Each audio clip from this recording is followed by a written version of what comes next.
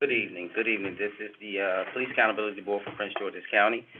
Today's date is February 13th, 2024. We'll call the meeting to order at 6:36 p.m. I'll take the roll. If you are present in person, just say present. If you are attending, a board member attending virtually, just say present virtually, please. Carlo? Here. Mrs. Ridley? Here. Mr. O'Neill? Mrs. Bryant? Mr. Melton?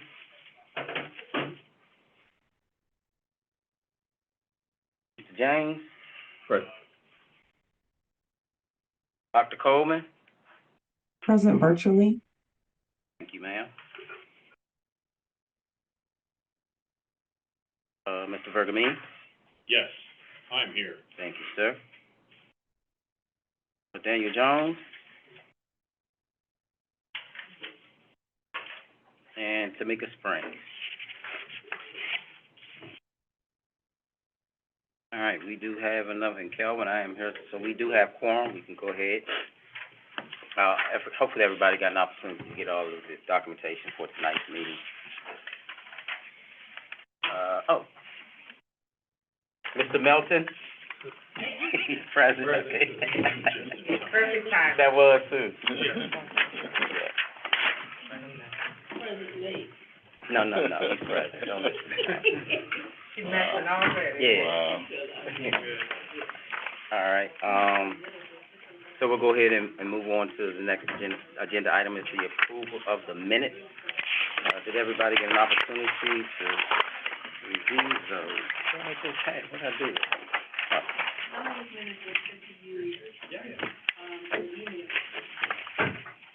Okay. Did you get those, King? Yes. You got something? Okay, you got yours? Okay. All right, cool.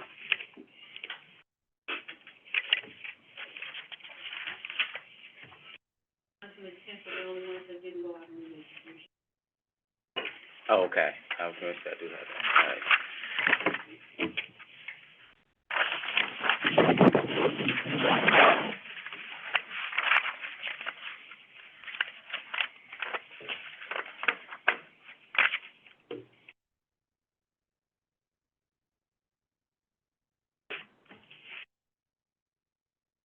Okay.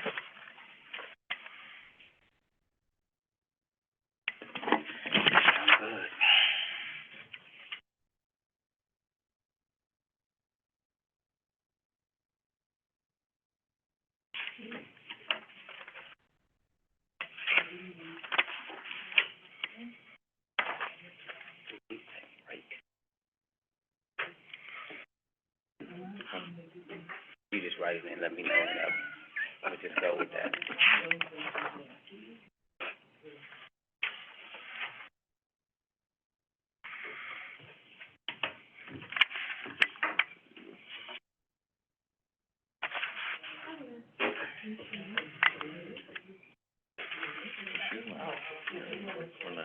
Right, yeah. Yep. Everybody get an opportunity to review the minutes? Okey dokey. Is there a motion to approve or any corrections? I move that we approve the January 10th, 2024 meeting minutes. Seconded. Okay.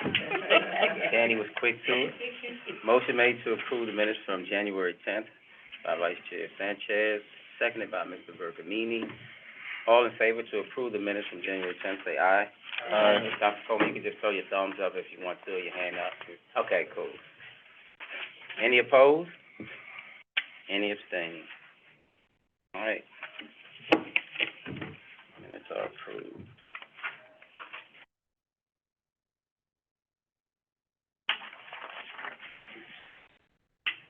Next up on the agenda.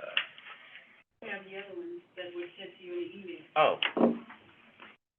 They went out prior to the last meeting.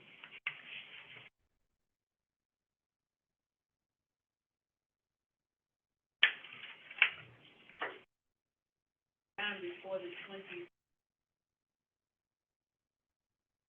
did everyone have an opportunity to review those? Balance is golden there. No. Maybe it's just my voice. Maybe you should ask her for a call. So let's see, if you need some time to review those. Move that we approve any pending minutes, any meetings that are outstanding. Yeah, Sorry. can't do that. No. You put the date. Will you second me if I give you the dates? Yeah. All right. I move that we approve the minutes for November 29th, 2023. And separate, please. Oh, okay. You knew I was supposed to say that. I was hoping I You could knew I was saying I could get away with one there. I move that we, accept the minutes for November 29, 2023. Okay, hold on, Seconded. right. Marcia, did you want to turn to second? Yeah, I like that term. Yes.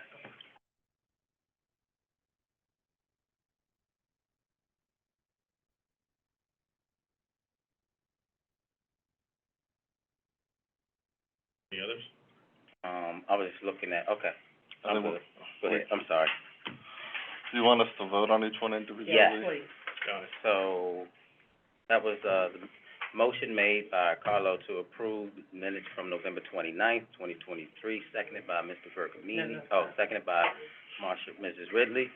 Oh. All in favor to approve those minutes from November 29th, 2023, say aye. Aye. Any opposed? All right. Minutes approved from November 29th and 2023. Vice Chair, go ahead, sir. Sure. I make a motion that we approve the minutes for December 13th, 2023. All right, motion made by Sanchez to approve the minutes from December 13th. Second? Oh, I second. I'm sorry, I was. No. You being so Seconded by, Marcia Ridley.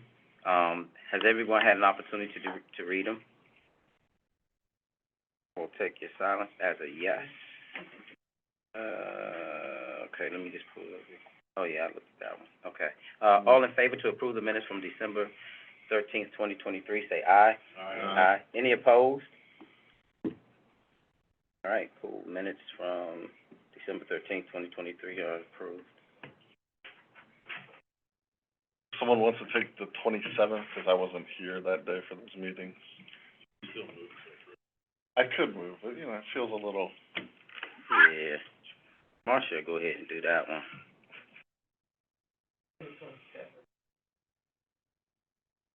We're on 27. That's right. All right, I'll make a motion Okay, I'm sorry. to, approve the minutes from December 27th. Second. Motion made to approve minutes from December 27th, 2023 by Mr. Melton, seconded by Mr. James. All in favor to approve those minutes, say aye. Aye. Any opposed? Approved. Minutes from December 27th, 2023 are approved. We got 4 of them. Okay. Cool. Yeah, we are all caught up. Thank you. We'll do a little shift, if we could, in the agenda real quick. I know we have, next on the agenda, staff introductions, but, Council Camp, wants to go up next real quick. So, ma'am, you have the floor. Thank you, Mr. Chair, because of the change in date, I have a standing meeting, I need to excuse myself and then come back. So I will deal with, and in not the order that is listed, but I would like to start with the action items and calendar. You all received, we had agreed that as of December 2023, we would no longer do an action item and, format. So we will be moving to a calendar format. We are working with staff now to have that, and it will be ready for you all.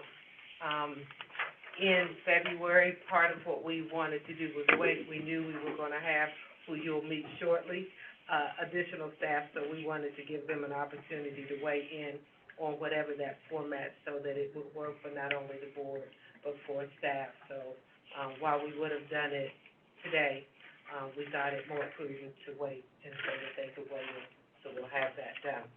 On the second one, after the last meeting, during our break, there was a discussion about the, whether or not we could ask individuals to register when they attend either virtually or in person, and that was really, a question that was posed to the chair, because at the time I was taking minutes and wanted to know if we had known who they were. Email was sent to the chair, I believe, to the administrator, and I believe to the IG. I didn't receive it, but I wanted to thank Mr. Chair for, transmitting it to me so that I might legally opine to whether or not it was, allowable. My opinion was that it was allowable to ask individuals, whether in person or online, to register. Not that we had to, but that if the board were so to choose, they might be able to do so. That was questioned, and so I took the additional step of meeting with the, state AG to discuss this, and the expert on open meetings, who affirmed my interpretation that it is allowed if the board were to so choose. There is case law to support that, and, I hope that she was putting together, some of the cases that might, deal with that, but she made it clear that it was allowed. So if the board at any point don't have to, but wants to, that option is available, to them. So I just wanted to be able to, at the, chair's request, follow up on that. Last on my agenda is the strategic plan, and I know there are those who ask, when would it be done? I did want to say again for the record, one, thank the board for its work on this. We started it a while back, but I will also say that there were a number of items that had time constraints, which meant the strategic plan continued to, be pushed. Not because of lack of being done, but just wanted to make sure we met our other legislative updates. We sent out, or Denise sent out, to all of you. They should have copies, they won't. Yes, but I'm saying sent out to each of you the draft strategic plan. I think we received, Denise, if I'm not, Ms. Bryant made some comments, and I think Mr. Melton, I'm not sure, on here, and I think in the letter, the chair indicated, or Denise indicated, that was the last chance, and if we didn't get anything back, that the only thing we would be doing today would be voting on it, with the assumption that everybody read it and approved it. And so with that, Mr. Chair, it will go on the website once you all approve it, so if you would entertain a motion for it. Did everyone get an opportunity? Thank you, President Camp, I appreciate that. Did everyone get an opportunity to review it? Oh, yes, I just ma'am. wanna make a comment, the copy that was printed out today was the latest, that included Mrs. Bryant's comments. Oh, And I I just saw noted that. on the front page, at the bottom, it says prologue, I will correct that, that should shift to the next page. And let me also say before, if there is a motion to approve, I went over it one more time right before the meeting, and it's always the case. I saw a couple of minor, did not change it substantively, but there was still a couple of things, with a word or S or whatever. And if you all are okay with that, I would like to work with, staff to make those changes, but it has no, substantive implications for it. And then it'll be sent back out. We all read it at least 20 times, still, just that. And I'm sorry, I did also want to thank Mr. Melton and Dr. Coleman for their work. We met on multiple occasions to finish it, and I just wanted to thank them for their input and diligence. And Anyone have any questions about it, or did anyone not get an opportunity to review the strategic plan? Oh, I'm sorry. I know we got some feedback from a couple board members, excuse me. Is there closure to those comments or questions that were posed? Or, that's what I'm just trying to... Most of them, we did answer. I have one that is past her questions and have been incorporated. Most of them were questions that she had, we answered them.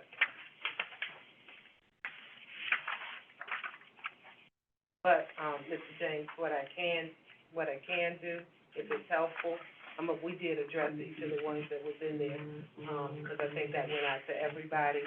But if we can send it out to the whole group and make those, minor comments and show you where they were addressed. Yes, ma'am, Denise. I just wanted a clarification, are you all voting today to adopt this with the changes, that the minor changes, or are you coming back on another day and adopting? Well, I don't even think we had addressed whether or not we were going to vote on it yet. We were just really discussing No, it. it was supposed to be voted on. Well, I didn't know if anybody else had any more questions first. Mr. Chair, I think the last email that went out was the assumption that everybody had a date certain. Okay. If they had any questions or comments, and if they weren't received, the assumption was there were none. They were right. And that it would be voted on At the next meeting. at the next meeting, but as I said, there were still some minor, but they weren't substantive. And if it's okay, I would make those, so Okay. So, that being said, is there a motion to approve the strategic plan? Everybody speak up at once. I'll make a motion to approve the strategic action plan. All right, motion made to approve the strategic action plan by Mr. Melton. Strategic plan. Oh, I'm Does it sorry. need to say, motion to approve the strategic plan with minor amendments? Does it need to say that, or just for the record? Any it's so minor, typo corrections. typo Yeah. code, with any typographical code. It's so minor that. So we gonna make Mr. Melton do it all over again, is that what they say? Seconded. So motion on the floor to approve the strategic plan, made by Mr. Melton, seconded by Mr. Vergamini. All in favor to approve the strategic plan that we have, say aye.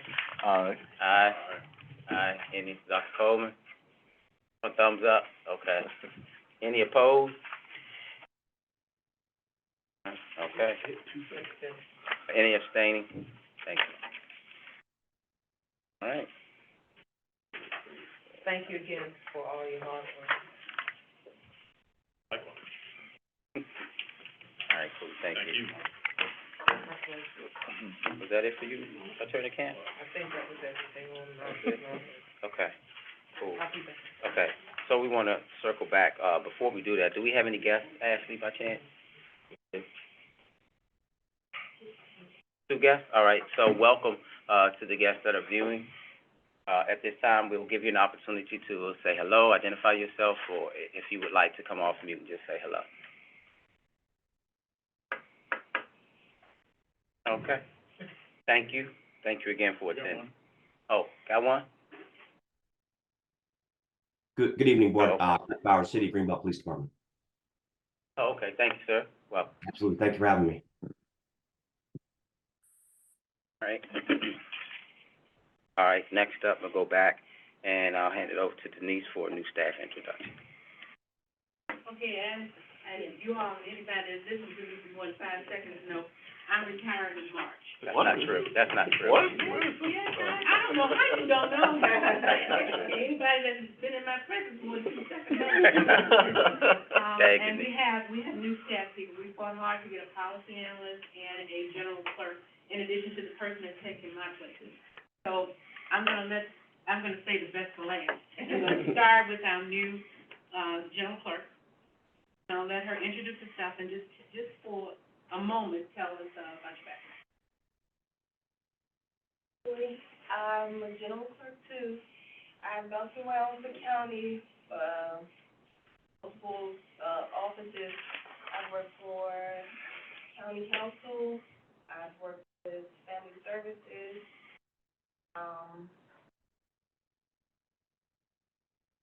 Family services, Deep High, The county. yes, I've bounced around the county, so, resourceful, if you ever need anything. Thank Welcome. you. Now, here's the position that we've really been begging, policy That's a analyst. setup. It is. This is Mrs. Crystal O'Guiney. Yes, She does spell it O-G-E-N-E, but it took me about 50 tries yes. to realize that it wasn't O-G, and it's O'Guiney. It's okay because it's Nigerian, but, can't say Ogini, just say Ogini, it's fine. Answer to everything as long as it's my name. I am coming actually into the county from the private sector. I've been a lawyer for about 20 years. I started my career in public interest, doing, advocacy work, both in the neglect and abuse system and in the criminal justice system. Things happened and I went into private, because a lot of our funds were being diverted at the time, various wars. And so I went into private practice for a while and had really excited. I have a background in doing a lot of policy, both at the organizational level as well as the state level. So I'm very excited to be here. Welcome, thank you. Okay, and we have Ms. Ebony Wells, and Mr. Bennett refers to her as Denise 2.0, but she's Ebony 1.0. Okay, I just want to let you know that. She's different, and she brings a lot of, skills and background in county government with her. And my name is Ebony Rawls. Worked, at Prince George's County Department of Corrections for 21 years. I just recently retired in September, so I'm here now as the new program administrator. While in corrections, I wore several hats, several responsibilities. I worked in professional, professional, legal affairs. I did, shift commander when I, was 90 officers, shift. In my last position, I was in special operations. I oversaw the emergency response team, the regional process, and most people know it as, intake or booking, K-9 unit, several other, special operations. And here I am now. Nice to meet you all. Welcome. Thank you. Welcome. That was it? Okay, welcome. We're excited. So we should give you guys some work, like, right now, you think? And I think, when I spoke with Ms. O'Guiney, I did get a commitment that dinner would be on her, I believe. Whoa. He tried to bully me, but I didn't. Really? No, she was me, but no, so, but welcome, thank you, we're excited, thank you so much. Thank you, Denise. All right, glasses back on, next up on, that would be, Dr. Coleman. If you're up to it, ma'am, you have the floor with the data analysis addendum to the annual report. Would you like to discuss that? Sure, No, thank said you you. wanted. Thanks, everybody. Good evening. Sorry I can't be there. I'm feeling a little poorly, as my grandmother would say. So yeah, I just wanted to just talk briefly about the addendum to the annual report, the data analysis. I think we talked about the addendum a couple of meetings ago, and it was due at the end of January. So thanks to Tangi and Denise for sending the data for me to look at. So I tried to group it in a way that sort of would make, sense and to flow with what we talked about in the annual report and for our data analysis processes. So I won't go through, I'll just do some highlights of the report. So as you can see from the first page, if you have a copy, I took all of the allegations that we received from 2023, and I sorted them starting at the ones that had the highest number, because I thought it would be interesting to see which one of the allegations from the allegations category would have the largest numbers. And as you can see, the unbecoming conduct, use of force, discourtesy. Those were the biggies. And if you scroll down to the second page or look at the second page, you can also see the numbers from the police department that had the largest number or volume of complaints. Of course, that would be the county police department because it is the biggest. So that was sort of to be expected. And I wanted to group those by largest number as well. And so to do a little statistical ease, as I like to say, I did measures of central tendency. And what measures of central tendency are, they're just basically descriptive statistics. And I explain what they are, mainly the main points or average of a data set. And so based on the officer allegations, the average number was 7 or 7.2, a little bit over 7. The middle was 3, so that means that the middle number of allegations was 3.5. If you want to round up 4. The mode is the number that appears most often, and that was 1. So whatever the number 1 allegation was, I say here to the left in the little box, failure to report use of force, unjustifiable towing of vehicle, etc. Those were the ones that appeared most frequently. And then of course the sum is, how many were there, 245 altogether. And so scrolling down a little bit to the next page, I talked about, again, those that comprise the highest number of allegations. And I thought that use of force actually would have been number 1, but being number 2. And so these allegations comprised almost 70% of all the allegations that were in that table on the first page.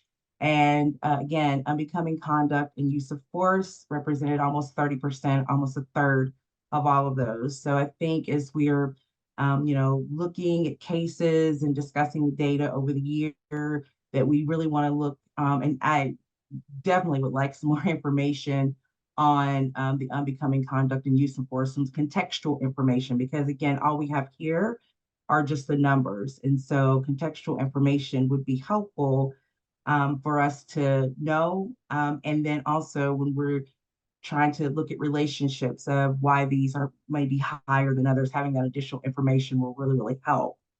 And so for case dispositions, I ranked those highest as well. So the 3 highest, of course, were sustained, unfounded, and exonerated.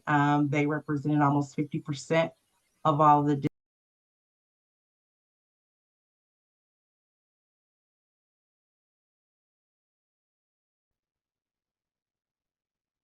Okay, thank you. We're back. We had some issues, so we paused the meeting for a second. Ajay, would you repeat what you said? Again, back on the record, we had some spam issues, with some callers, that were calling in with some inappropriate, content and video. So my apologies to those that are online. I will be reaching out to OIT to report the incident. A decision was made by the board to allow those that are online that we know of to remain on this call. Everybody else are in the waiting room for right now until we can verify who they are. And that's the decision of the board. Yeah. If that becomes an issue, again, I'll take ownership of that and I'll explain it to OIT and leadership going forward. So I'd just like to put that on the record and thank the board for their understanding, and I'll turn it back over to the chair. Thank you, and apologize again to those that are viewing. And so one of the things I will say, hopefully you can go back and watch the replay of this meeting, but we're trying to make sure that that does not happen again. So that is the purpose of having people no longer joining our meeting at this time. So again, we apologize, and we'll take care of that. Sorry, Dr. Coleman, you can continue, ma'am. Okay, trying to get back on track here. Yes, so I think I was talking about case dispositions. I think that's where we were. And Yeah. so I was just saying that again, the sustained and unfounded comprised almost 50% of all the case dispositions or the allegations against officers. And so just the last couple of pages of the report, I know we talked a bit about in smaller group discussions on correlations and trying to establish relationships. And so I wanted to be clear that a lot of times people confuse correlation thinking that it means causation, but it doesn't. What correlations do, and there are tons of correlation tests, what they do is that they literally just show the strength of the relationship between variables. And so I chose a basic Pearson correlation coefficient, a correlation for this data set, and you can look at it a lot of different ways, but I chose a couple of different ways. So the first is looking at the data. I wanted to see if there was a relationship between the allegations against officers and those case dispositions, and if so, what was the strength and direction of that relationship? And so I sort of explained a little bit about what a correlation is, what it measures, and what when you get a -1 or +1. So this is a scatter plot. And so just simply the dots, the closer the dots are to that line, the better the relationship is. And so for this I took a random sampling of those allegations and ran a test of the Pearson's correlation up against the case disposition. So for this one, we had a negative, indirect, moderate relationship, which I forgot to put the word moderate in the analysis, which is important because even though it's a indirect relationship, that's fine. The dots are pretty close to that line. So at 0.5, that's a pretty good relationship. And so sometimes when people see negative or indirect, it has a connotation of being bad, but it's not. All it is just explaining the direction of that relationship. So again, because it's almost 6, that's good. So those dots are pretty close to the line. So that means that the way this test was ran with the random sample that I used, that the data pretty much align, even though it is, like I said, indirect relationship. So, and that's fine.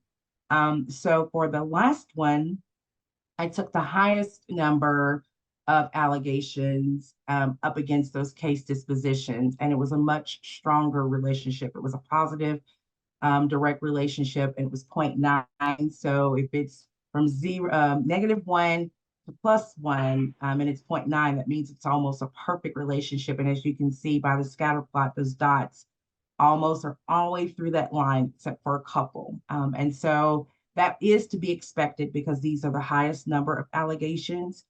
So this gives us a good baseline to start requesting information as to, what contributed to those allegations, and we can run some really more robust correlation tests if we get additional information. But this gives us a good baseline to start. So that's it. So let me know if you have any questions.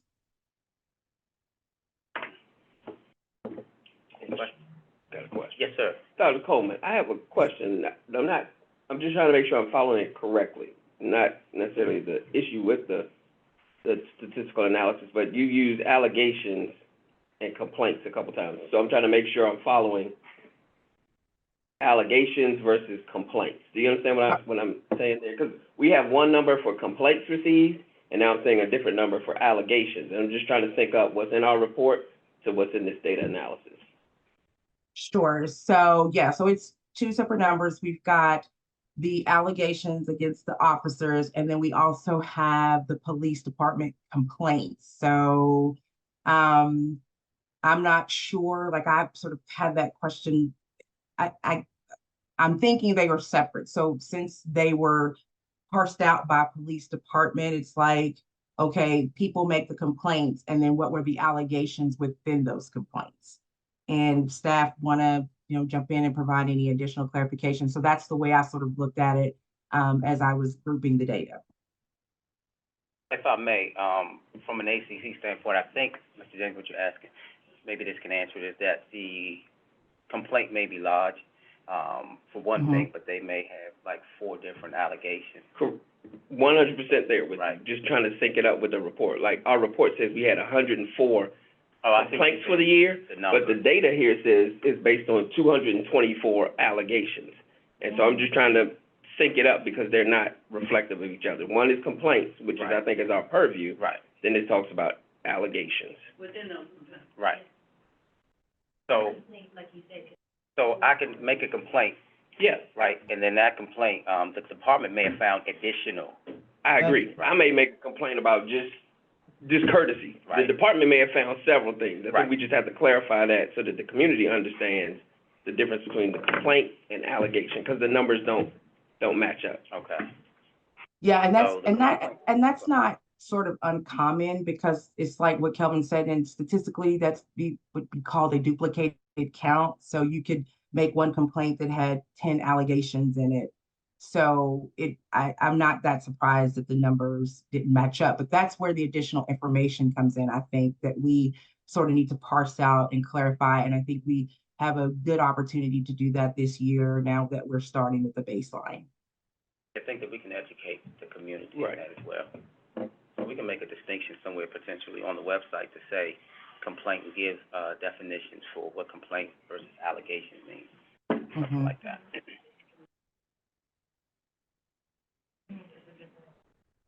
that the only one, Mr. James, or did we miss? Take your time, sir. No, I just need to think them up. I'm just trying to think them up, right? I'm just trying to make sure what the report says and the data analysis says. I had some, So should we just put a statement on the data analysis then that just clarifies why Right. that number? yes, and then my further statement is, our responsibility is in complaints, I would stick with complaints. I get with the allegations, I get that, but our Yeah, purview. I mean, I think there's still value to that, right? Because we're also hoping this year, now that we've got a full set of staff here, I think we're hoping to see, one of the things that I remember we talked about as a board was looking at the initial allegations to what charges actually the ACC ended up putting, kind of comparing those as well. So I think we still wanna track that. To me at least, I think that's still a valuable data set for us to keep track of, just to see how many of those allegations actually stick in a complaint as well. Because if we're looking for complaints that go all the way to disposition, there might also be value in seeing how many allegations come in a complaint and how many of those allegations also ended up going all the way through to having actual charges given out by the ACC, I think it's valuable unless I'm, information, as well that, and we'll just educate, citizens, on that piece. And I think that it's valuable data because it's one complaint, but there were several allegations found. I think that will also show that one, if the ACC, found additional charges, or if the investigator found the additional charges, or if the police department themselves, because we've seen charges added with one complaint from each one, so I think that data will be good too.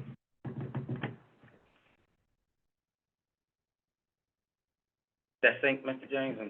For some reason, I feel like it doesn't sync right now. It's sinking.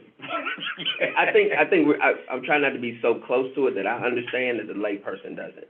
Right, And that's what I'm really trying to make sure is that it is very clear to the community. right, and I think that will That's my fear is to, be part of our responsibility as to educate everyone, to let them know that, the complaints, and even when we do our presentations and each of us go out to speak, we can talk about the complaints, but the reason you'll see, a difference in the number of complaints versus allegations, that almost like additional charges that were added with a crime that may have been committed to citizens, so that's it. If I hear you correctly, matter of nomenclature, that complaint can be synonymous with like file number or incident number, that it may not coincide with. The complaint is the actual, That's the actual, that like the started the intake of it. investigation, correct, Right, correct. but I mean, I think that's a matter of naming it, because complaint to a layperson might mean an individual complaint of each thing, so I think it's, I just wanna make sure I understand what you're saying. Right, so again, if So, you yeah, say it's complaint, just if a you matter of educate them and say, well, this is the complaint, and this is what the complaint is, here's why you may see several allegations under one complaint. Right. And these data would be similar to arrests, so you could arrest someone and charge them with multiple charges, right? And so when you see arrest data, it's It's just not typically, it is a duplicated count. If you look at any arrest data, it's always a duplicated count, meaning it's not the person, it's the number of arrests that are represented in those data. So I think these are exactly the same, sort of just tagging along what Kelvin just said. It's the number of allegations within one complaint. So you could have 5 complaints, but you could have multiple allegations within those complaints.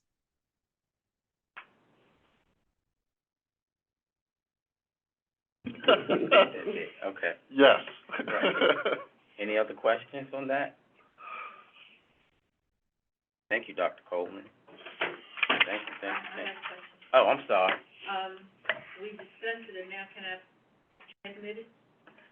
Well, I think, With the, go ahead. are we just My only request to that would be that we change where it says complaints to allegation, because the report says complaints.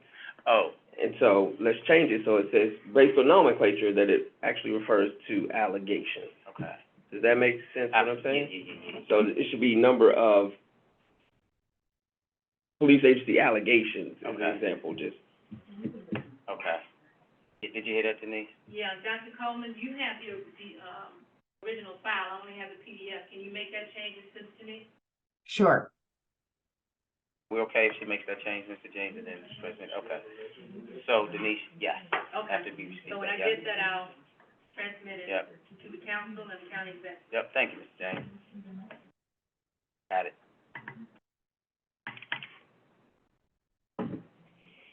Okay. Thank you again, Dr. Coleman. That was it. Mrs. Bryan is not here, so we'll table that for the next meeting. Case review and update. Next on the agenda will be, Mr. Vice Chair Sanchez. Sure. Yes, sir. Thank you. So as you guys remember, right before the end of the year, we started doing some very light case review. Part of it was to look at the forms and decide when we were gonna use the forms, how we were gonna use the forms, whether the forms captured all the data that we wanted for case review. So seeing that we have such a shortage of membership for this meeting, what I'd like is for this to be added to the agenda for the next meeting. Okay. I'll work with staff before the next meeting so that all those documents come out with some of the changes that we had already asked for. Okay. And then perhaps we can just vote on finalizing those documents. Moving forward, okay. And then we can start setting up a program to do case reviews on an ongoing basis moving forward. Okay, and did we talk about maybe having, like everyone reviewing all of the cases, or how did we, or we're gonna talk about that at the next meeting? Yeah. Okay, okay. All right, cool. We can work out all the kinks, but I think we wanted to have groups Yeah. so that it wasn't a Yes, sir. huge undertaking. Can we get some sort of like, can we raise the level of, assistance we need for Mrs. Bryan? She's having issues getting to the cases. Oh, okay. And so, she said that she kinda had put in that request, I'm not sure to who. I just wanted to elevate that so that we can make sure that gets done. She has some follow-through, so, we serving on a subgroup together, or subcommittee, and so we just wanna kinda be able to get to that. Okay, so she's, Don't wanna leave her out. so she's having issues, reviewing the cases. Yeah. Access Access, the folder. okay. Any requests you make like that, can you, CC me, roles, and if you're having those kind of issues where you're not getting the service that you need, you need to be on those as well, so we can follow up to make sure you're getting what you need. I do have a question. What? I know for me, I needed permissions done through a particular person in IT. I think it was, I won't mention her name, but she was the only one from help desk that she was assigned to change my permissions. Once she did that, I was good to go. Good to go, okay, Definitely. Yeah. okay. And that's for all of you. If you haven't, and if you can hear me online, if any of you are having issues with, access to any of the drives that you can't get into or whatever, and you feel that it needs to be elevated, make sure, that myself, Ms. Rawls, and, Denise are CC'd on those emails. those email requests. Well, can you give them your email address? You just send Can out. you email it to You guys will have, we'll make sure that you have it before tomorrow, so you have it. Seems like we're all on the same page, just email it to us, right? Okay, cool, thank you. Sometimes I forget what I'm saying. All right, cool. Thank you, Mr. Vice Chair. Case review, information request. All right, cool. Next up are the information requests. Did, everyone get an opportunity to review the letters from Chief Aziz and from Greenbelt, about the traffic data?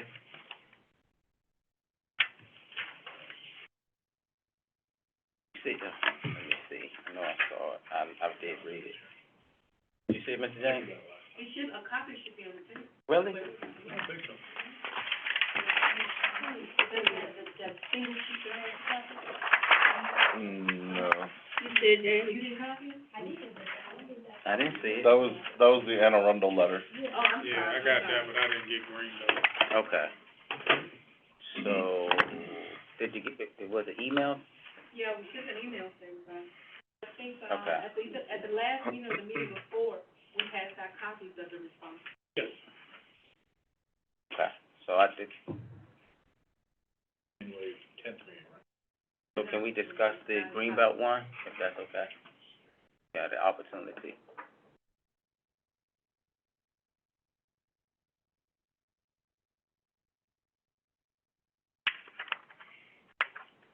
Got Mr. Vice Chair, let me forward it to you. I got it. You got it? Anybody need it?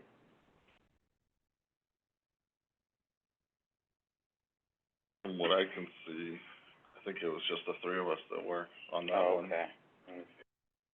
James. I just sent it to Mr. Melton. I'm gonna send it to.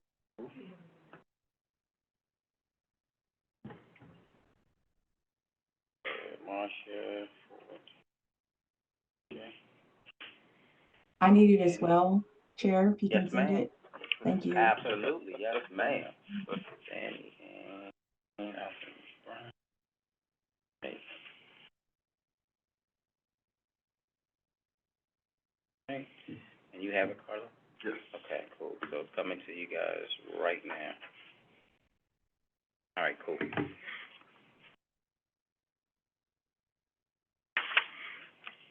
Let me know when you get it. So, let me go back.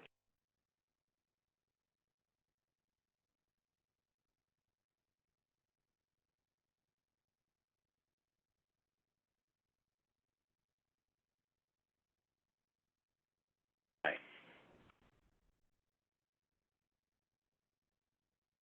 So it basically says that the data that we're requesting, is on their data dashboard. And if we are looking for specifics, that we are to give specifics of what we're looking for, if it is not available under the data dashboard. And also, Chief said that he will come in, and to discuss this. So,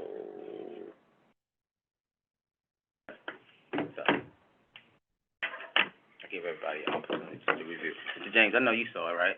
I did. Did you have anything, sir? We can start off. I would say, it's probably worth having a meeting. Okay. What led to this, was a review, and so I don't wanna get too far into that. Okay. And I would recommend a meeting. Okay. So we'd like to make a request for the chief to come into this. Can we also look at the data too, so on their data dashboard as well? Yep. So it would be, okay. And for me, for transparency, looked at the data dashboard and even referenced it as I was looking for specific cases. And I could not find cases that matched on the data dashboard. And you can narrow down your filters so that you can find specific instances, and they Wouldn't sync up? didn't match, couldn't find them. Okay. So, we all agreed to, request a meeting, Chief Bowers to come in and do a presentation to discuss that? I'm definitely for it. Oh, Chief Bowers is on, hey, okay, but I know that it will probably get down. Now, do we wanna take that time, or you wanna?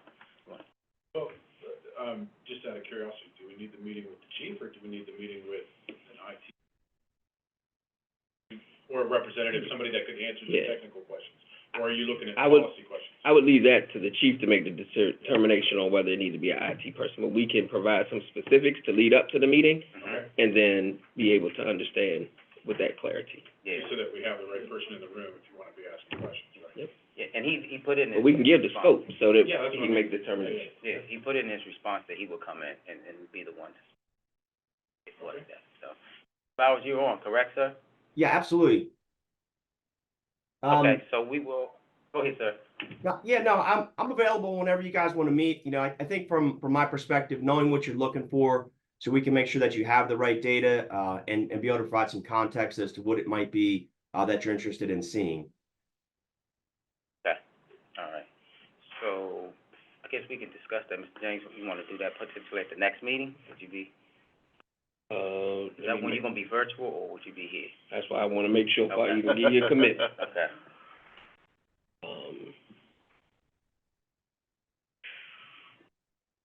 I think, might not be, we'll figure it out. Can I give you a response tomorrow? yep, that'll be fine, yeah, thank you. So we'll send something out once everybody confirms their schedule, and we'll figure out what meeting you can come in, Chief Bowers, to speak with us about that. All right, thank you. The only thing I have in the next kind of month is the 27th, Mr. Duval. I have a community meeting, so you guys are welcome to attend if you like, but that's the only night I'm not available in kind of the next month. And that's, the 27th of this month, correct? Yes, sir. Our next meeting, I think, would be the 28th. Yep, okay. All right, cool. I'm free on the 28th, and the following 13th, I'm free as well. James, whenever you find out, we'll send that out to them. We'll make sure we send that out to the rest of the board too.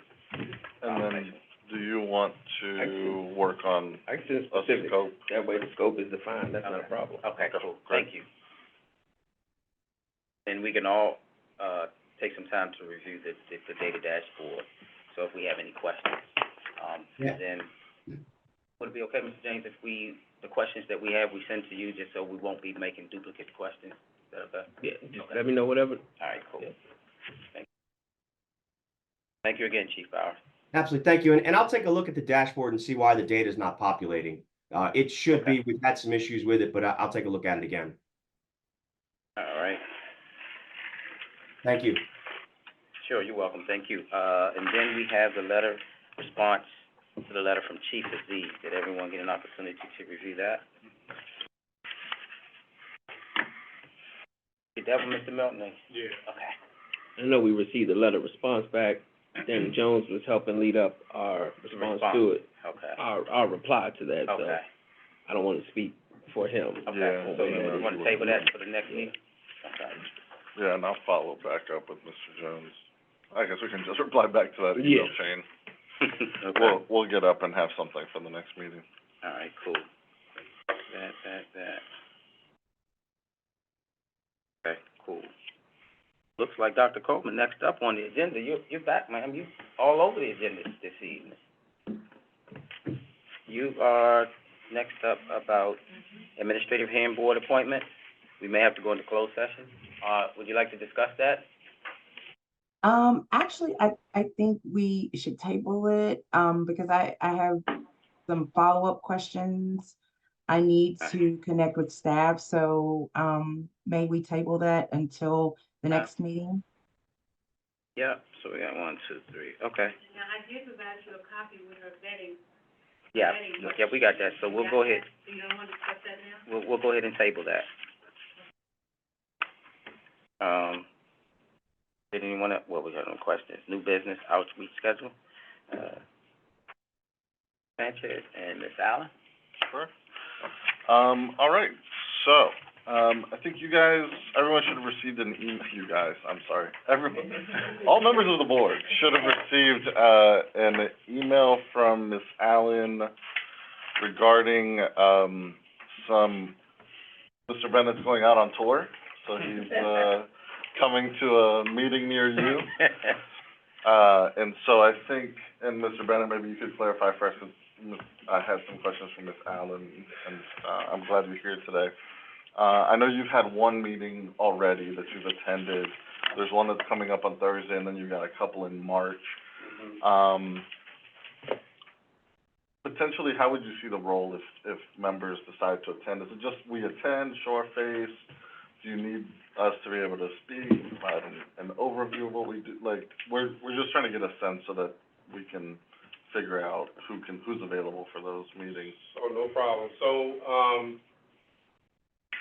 just like you, the goal is to raise the profile, not only of the office, but of, our overall, mission. So even if I go out and speak to somebody, you know, my goal is to speak the same language, as the board. So if there's an issue, something that needs to be reported or whatever, this is the body that I want you to come to, say, hey, listen, I'm having an issue with the police, so you guys can log it on your end, and we can make sure that it's tracked, and followed through the process so that the community, the citizen can be made whole. That's the mantra that I speak when I go out. So my goal, into the new year, I got with, the Office of Community Relations and asked them to help me set up some dates to, go out to some of the different civic organizations and groups, et cetera. I've already spoken, to, the DuPont Village Neighborhood, Watch. I think that's in District 7. That was last Thursday.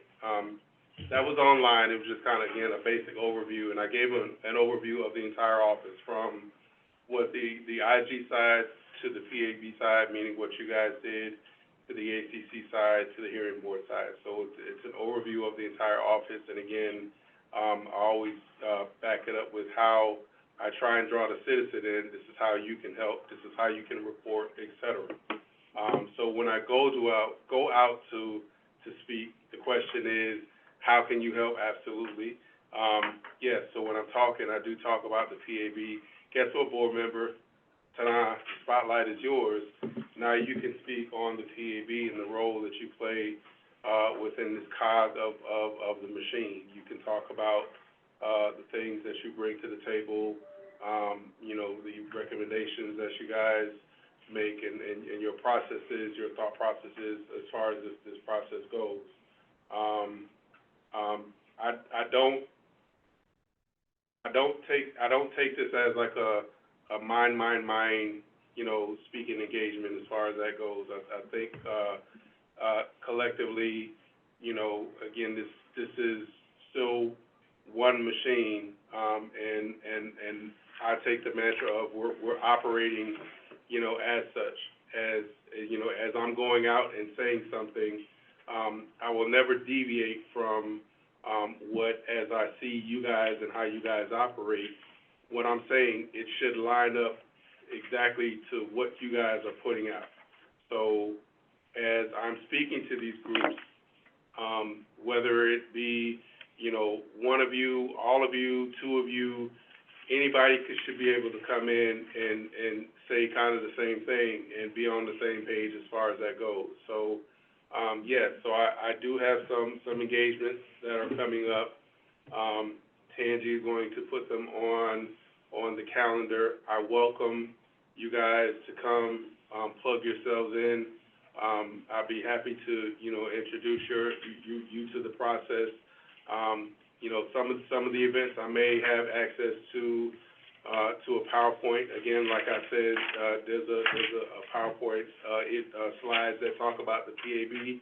As the PAB is up, you guys, you know, kind of have at it. And that particular PowerPoint, I believe you guys, I don't know if you guys have seen it, but if you don't, I'll make sure that it's on a shared drive so that you guys, all of you have access to it as well. So again, you can see what I'm talking about. So, my next thing is on Thursday, the 15th at, Radiant Valley Civic Association. That's at Cooper Lane Elementary. 3817 Cooper Lane in, Landover Hills, Maryland. It's from 7 to 9. I don't know where I am on the agenda. I could be on, typically they allow the visitors to go early, so maybe around 7:15, 7:30. And, you know, 15 minutes to 30 minutes, you know, and, you know, it's pretty much like, kind of like a question and answer thing. That's what I got from District 7. A couple of questions I got, you know, I was asked as far as our processes. Again, you know, you guys know this stuff. So there are some questions that you guys can definitely answer, you know, as an actual board member. There's a level of expertise that you bring to this table, that I would welcome in these conversations. And I think it's important to see for the citizens and for the community, you know, to see us all on one page. You know, whereas, yes, my role is primarily dealing with Prince George's County Police Department, you know, waste, fraud, abuse, et cetera, and all of that.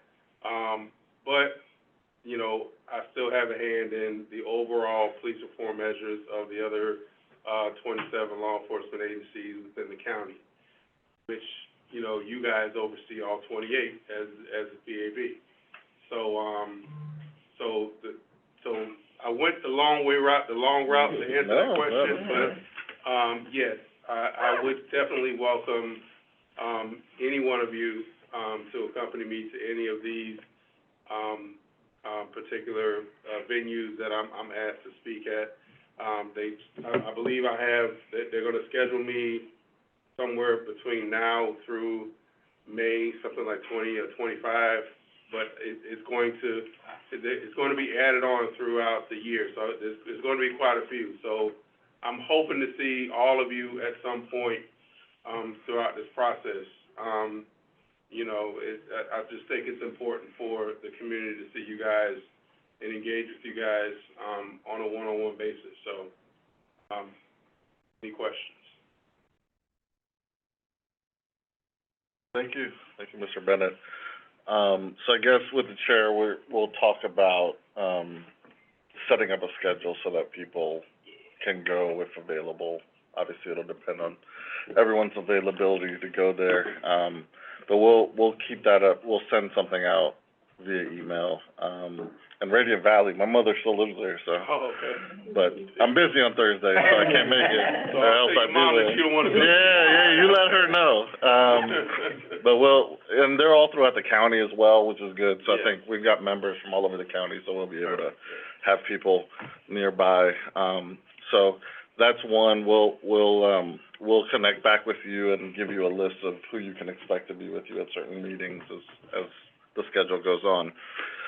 So the other big thing here is, I wanted to propose something to the board here and see if you guys would be willing to accept this, and we could vote on approving a plan and then start working on logistics. So, in talking with Ms. Allen, we want to make sure that we have enough time when we're planning events. We want to do something that we're hosting. Obviously, these are opportunities where someone else is hosting the meeting. We want something that's driven by us, that we're hosting and drawing the community in. So the proposal I have is our meeting, which is for March 27th. Instead of having that meeting, that would be the date of a community listening session / outreach. We would do that in Central County somewhere, so we could look at potentially Prince George's Community College or one of the high schools here in the area. Largo High School, I think, is nearby. We've also got some community centers that we could use the space, get some flyers out, you know, talk to the Office of Community Relations so that they can put it on their mailings that they send out. And then, so that's the broad. And what I would like to do then is, Tangi and I are gonna meet on Monday to discuss logistical, what happens next, what are the steps. We would send that out to the board, and then if there would be members of the board that'd be willing to work on that with us, so that we could do the planning and logistics for the event. But we would get this started now, and then our aim would be March 27th would be when we would have our first big event out in the community. So. What I think we can do, I would say I support the idea. 27th falls on spring break. So, I know I won't be available. So work on it or be there. But that's a valid reason to also think about just the community and whether people will have any perception of it being on that time. Okay. Not saying all, but. Right, and I think one of the things we can do is that everybody takes a segment depending on what it is that, you know, at what point we wanna talk about something so that everybody has an opportunity to give input. And if we do choose for that one that you're unable to make, there'll be other ones, but I think this will be a trial run. It'd be great if, kind of record it and come back and talk about it, maybe try to tweak it a little bit, so this may be something tool, like I mentioned. But I think that it's, I think all of us have something that we really are passionate about when it comes to police accountability. So whatever that is, we'll decide it, and each of us. That's okay with you, right? Okay, yeah, that's fine. Do you think, Mr. James, or for the rest of the, members of the board, is it being spring break, is that, my thought is, I'd really like to get this done before we hit April, obviously. I think March, that's within the first quarter of the year. We've kind of set ourselves out to start doing things on a quarterly basis throughout the calendar year, and so I wanna make sure we're hitting some of these benchmarks that we've set for ourselves. So that's why I'd push for the date. I mean, do you think that's a big enough concern to push back on? Make it aware. Excuse me. Make it aware. Okay. That's fair. Yeah. Does anyone else have any concerns about the date itself? Because I always envisioned us, other things, we're not gonna catch everybody anyway. Mm-hmm. It's just an option. Yep. And so, I don't see any issue with it. Okay. So with the members here, then, can we, I'd like to propose and make a motion that we, instead of having a regular meeting on March 27th, that would be the date that we would do our community listening session / outreach. We'll come up with a name for it, a better name. But that way we can start planning for it and booking some logistical things that we're gonna need to start Yeah, and setting up. sooner than better, yeah, Yeah. absolutely, okay. So, Motion made by Mr. Sanchez to use the meeting date of March 27th for our community outreach opportunity. I second it. Oh, go ahead, Mr. Melvin. Yeah, second. Okay, seconded by Mr. Melvin. All in favor, hopefully you guys can hear me, all in favor to, use the March 27th Police Accountability Board meeting date as our community outreach, meeting? By saying aye? Aye. Any opposed? Abstaining? Okay. absolutely, thank you. Sounds like Mr. Martin is ready to go ahead and do the talking this out. Before we move on to that, now that, Andrew has provided you with a list of outreach opportunity organizations that you can contact, I don't know if everybody got a copy. Yeah, she sent in the Yep, email, yeah. the stakeholders, and I think we wanna do a broad community meeting and ongoing conversation with Ms. Allen, but I think we're gonna wanna have stakeholder meetings, which will be smaller, more intimate meetings, because these groups, like the NAACP, like some existing police accountability groups that exist in the county already, I think those are valuable conversations that I'd rather it be in a smaller setting with the board. But I think it's important, as Mr. Bennett has said, we've gotta have big events where the community sees us out there, coming out to them, so. And So that's we the definitely night will, out. but thank you, Denise. Yeah, yeah, yeah. I do like that, that's good. That is all for me. That's it? Yeah. Sure. Another thing we talked about was the quarterly meeting with the police. Oh, yes, that's right, thank you for reminding me. Yeah. That's not it then, go ahead. No, I'm not done yet. Yeah, Ms. Allen reminded me, we also have benchmarks for quarterly meetings with police chiefs. I know in previous meetings, we've talked about kind of taking a sampling from so many different jurisdictions that we have here and inviting chiefs to have meetings. But perhaps we can have a conversation and present a plan for the board at our next meeting. Okay. So we can start putting those on the calendar and start sending out invites to the different chiefs of police to have them come in and, And that will be here, right? yeah. Okay.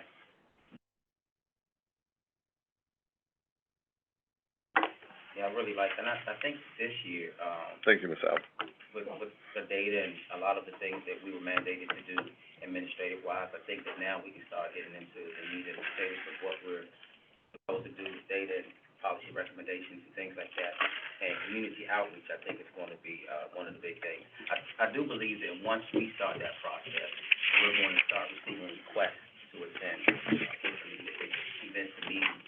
And so again, like Mr. Melton said, everybody can't do it all the time, but if you can, it would be great. So, well, when we finish the slide, the PowerPoint presentation, we'll make sure that every member has that, and we'll always update that data slide, as the data changes.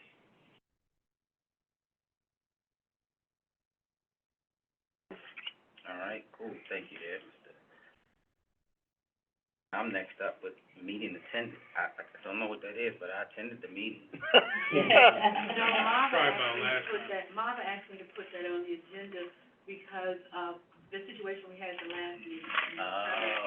You mean the one that I wasn't at, right? Okay. Yeah, I blew it, Because, you know, when you notify us, Okay, and to make sure that everybody has our phone numbers, and I think, because I get text messages and stuff from you guys, you have the phone numbers to contact us even on meeting night, and we're gonna get you Ms. Royal's number as well.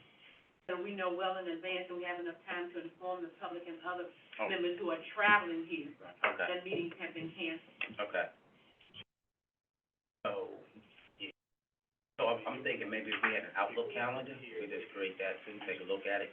And those meetings that we know we can't make, if we can go ahead and populate that at that time, like maybe an out of office, but yeah, I think that would be great too. Yes, ma'am. I can actually speak on that.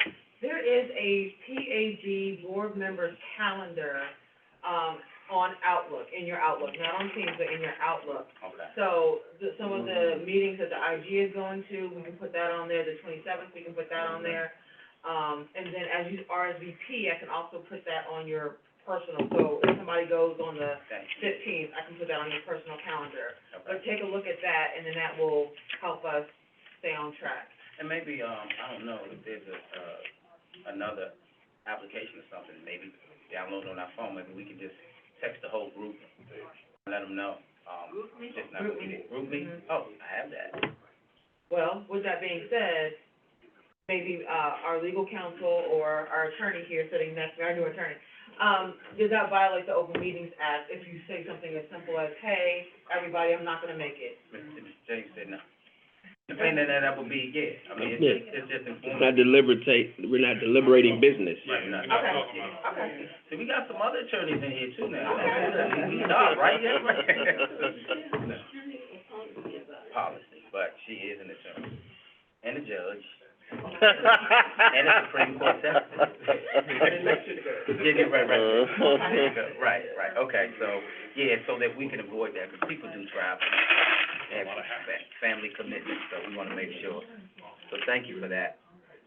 Announcement, next up, Health and Human Services and Public Safety Committee meeting, that is on Thursday, at 1:30 PM, members.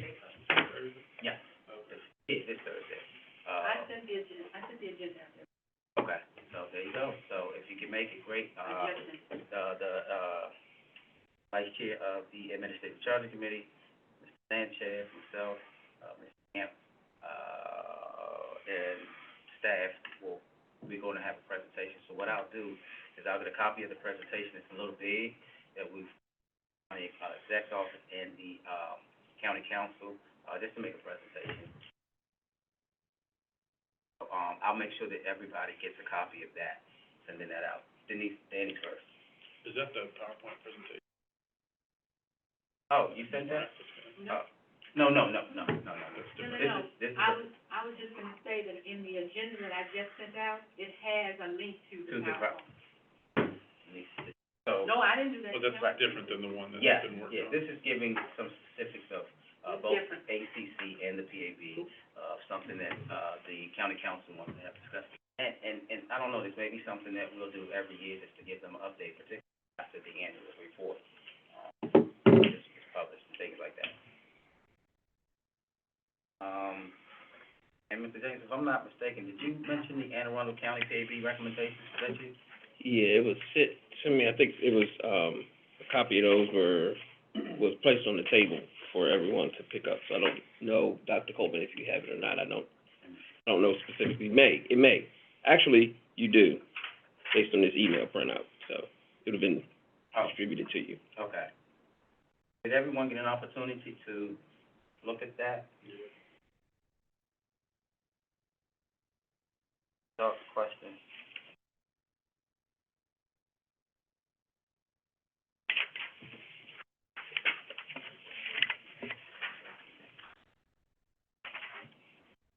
So I think what the request was, whether this board had a position or supported, or what this board's position was regarding these, recommendations that went forth, to the Judiciary Committee. Okay. Yes, did anybody have any questions on what they were reading? I'm seeing the first one, I like that one. Some are similar to what we have recommended, some are not. Generally looking at it from another PAB's perspective, they matter, some of them matter to the ACC process, not directly the PAB process. When I'll use the third bullet point that you're reviewing, we've talked about that definition of police officer before as an example, and it's already in our recommendations as well. So worded differently, but very similar to the same circumstance that, we raised,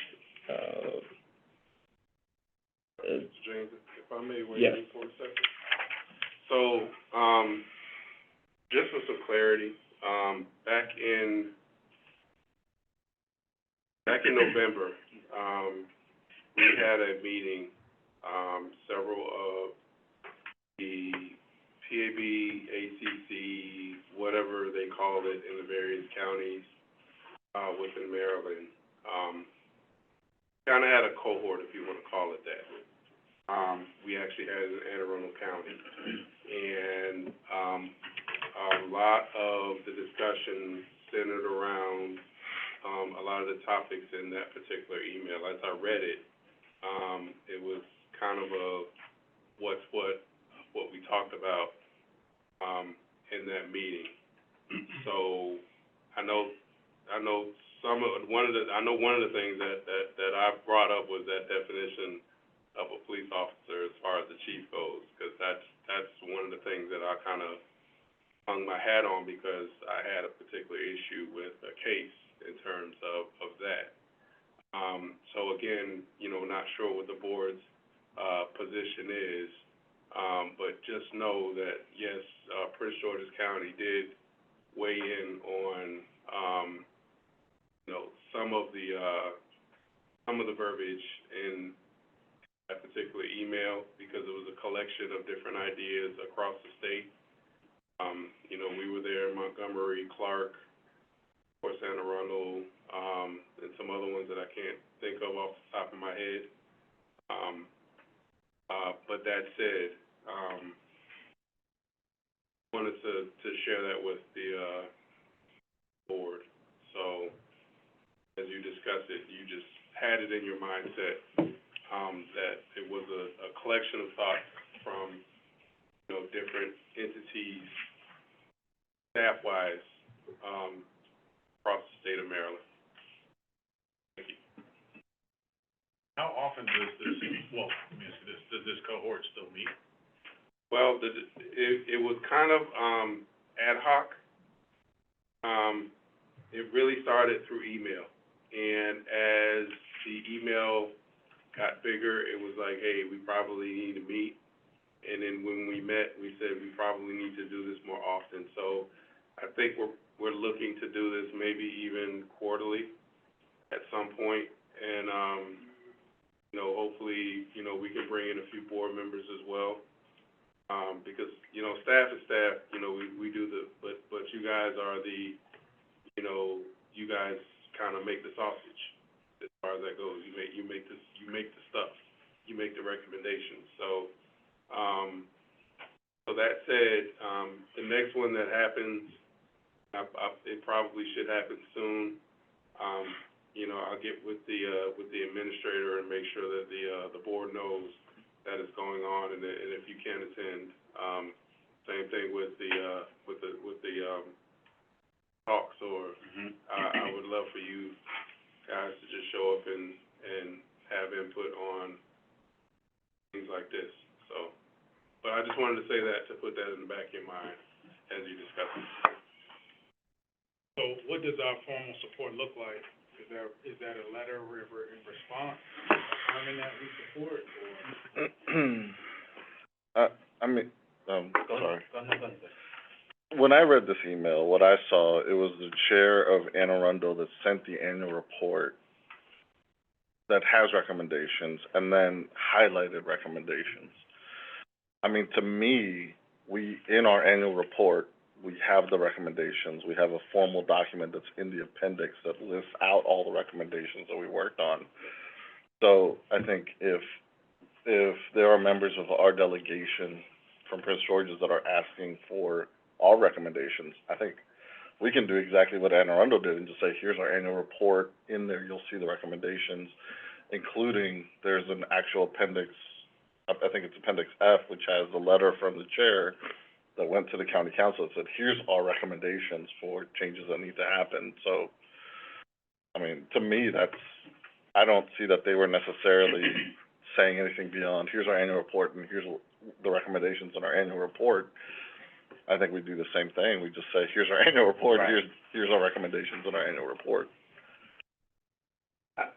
Mr. Chair. Yes, sir. I would say it was more formal than that. It was a specific request from delegate to offer a perspective on these. Sure. So, I think it's been formally asked kind of what is our position per se on these specific recommendations. Okay. It appears that if multiple counties sort of double down on some of these, that perhaps it'll drum up enough support, that perhaps it'll put more weight behind what they're looking for. And I think, you know, a number of these do echo some of the recommendations that we had. So I agree with you that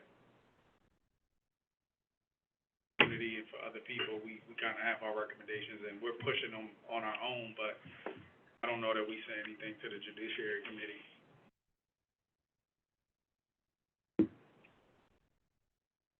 So, you think that we should review this and then, write up a response, back? Is that what we're saying? I'm hearing two things. I'm hearing a response back and also sending up Judiciary Committee. So, is that what you were saying, Mr. Melton? Yeah, like, I mean, that's what they seem to be asking for. They probably are less worried about us responding back to them. But, and more so really trying to see if we would also, we could even write a letter that says we support Anne Arundel's Right. That's what I was saying, recommendations. yeah. Like, we wouldn't even have to, really repeat it. But if we had additional or some adjustments that they didn't include or vice versa, Right. our own letter. I just want to be clear. The request wasn't necessarily from Anne Arundel. The request came from Delegate, right? a delegate. What is the position on this? Anne Arundel didn't ask for it. What is our position? Oh. So I want to make that Yeah. very clear. Yeah, so to clarify, what you're looking at is, the body of the email is the chair of Anne Arundel sending it to their delegation, to the members of the Judiciary Committee, saying, here's our annual report, here's recommendations, but in the body of the email, she also specified, here's recommendations that we have of changes that need to be made. And so the email chain then, Correct. is basically from a member of the delegation from Prince George's County that sits on the judiciary, that says, hey, Anne Arundel sent this, what do you guys think? Do you have any recommendations? Yeah, we could easily send one back saying, we like theirs, here's ours. Yeah. Yeah, Words to that effect. yeah. I think the thing to keep in mind, right, is they're in session right now, and if there's anything that's gonna happen, it's gonna happen within the next 2 to 3 weeks. Yes. So if a response is gonna go out, we would have to say it's gonna go out, and what is that response gonna be? And we'd have to move that today to make sure that it gets there in time where it might have any sort of impact. I think at the very least, we could provide, if we wanna discuss these, or if we wanna, if delegate is asking what we think about it.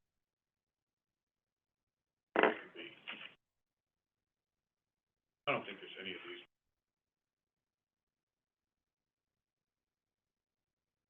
And that's what I was thinking, we would review this and on to the delegate. Oh, yes, okay. Good. I only have a position really on two, other than, supporting most of them. Okay. So that was my only thing, is just to raise those two before we made a decision to move forward on. What's the two?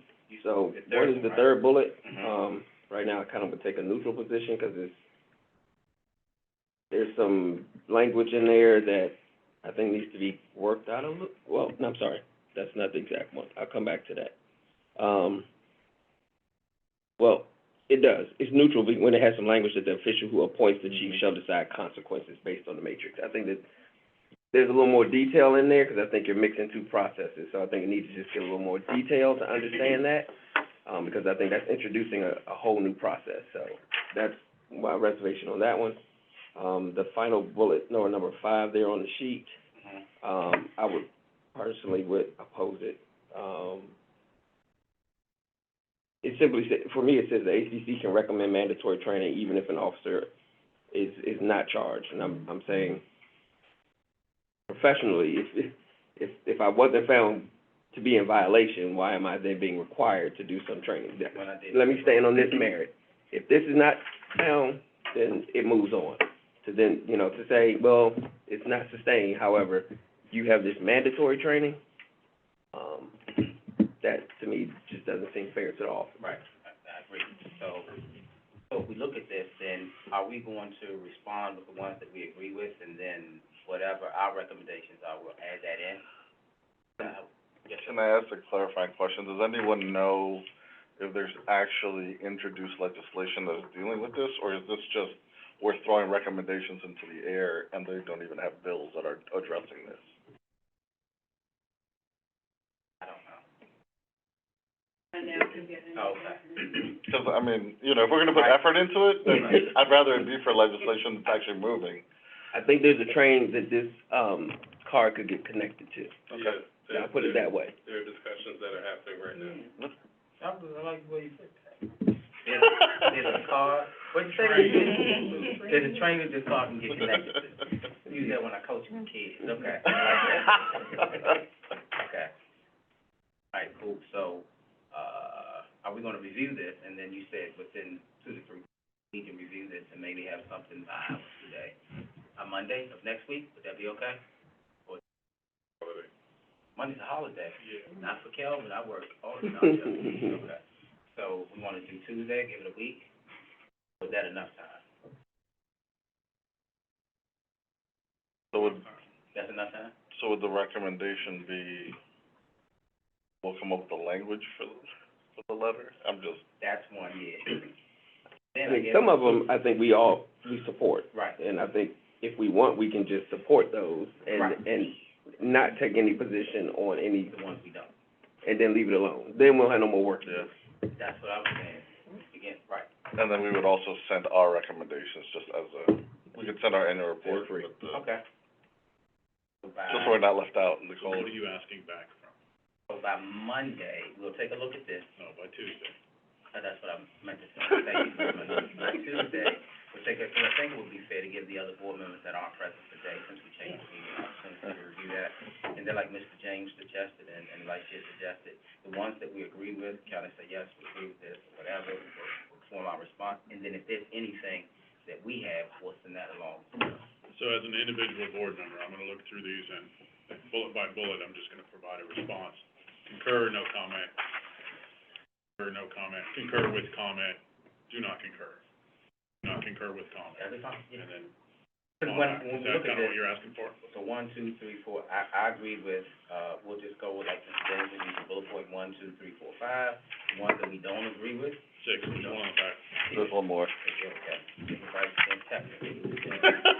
So, for example purposes, whatever we agree with, respond to that one. And then- But that's the kind of feedback you're asking for. Correct, yes, sir. Okay, makes sense. Yes, sir. Thought everybody was clear, understood it, yes. What happens with the feedback? I mean, I after you get the feedback, when you all gonna get together and make a decision on which ones you are actually going to? So since, because our next meeting is not until, I would think we would have to correspond via email, for the most part. Feedback, is that how we do that? Violating the Open Meetings Act. I would have to answer that one. But I thought that we've done, business via email and things like that before. I think in that case, it would have to go to one person, like myself, and I share it with you or something. I don't know, I remember we ran into this problem before where it went to everybody. And it was proper. Instead of, it coming to Okay. one person, it went to everybody, and then you all corresponding back and forth with each other. Then that's considered deliberative. Right. Okay. Emailing our input, case, for example, is not. Right, that would be individual. But then, the only thing I think you fall into issue is then if you're making a decision to move forward on that, that has to be done openly.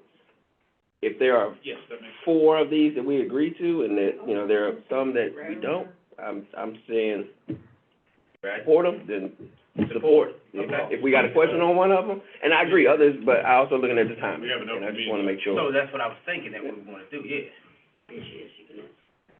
Thank you. We got it.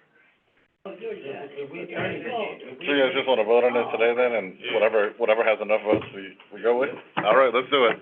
I like when you put a go ahead, Mr. Chair. Okay. All right. Bless you. Thank you. And Dr. Coleman, do you have these, do you have this email? I wanna make sure she's got it. That's a good point. We were just discussing, Dr. Coleman, do you have that email? I do not, no. Denise is gonna send it to you like 10 seconds. She got it on January 23rd. Oh, Mr. Mel, you didn't have to do that. It's quicker. January 20th. January 23rd. At 11:50, facts. All right. Spelled out. 1, 2, 3, 4, 5. All right. Let us know when you're ready, Dr. Cole. I'm still trying to find it in my email and send it. What was the date again? We got copies here. What time, Mr. Johnson? 11:54. AM or AM? AM. I found it, I have it. Okay.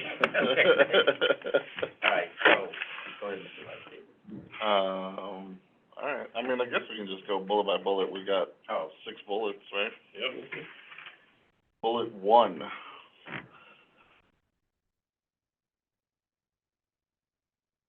The General Assembly should amend Section 3-113, Section C of the Public Safety Article Annotated Code of Maryland to allow exceptions to the year and a day rule for criminal cases and use of force cases. The clock should begin when the ACC receives the case from the law enforcement agency. I'm in agreement with that. I agree. Any opposed? That one? Okay.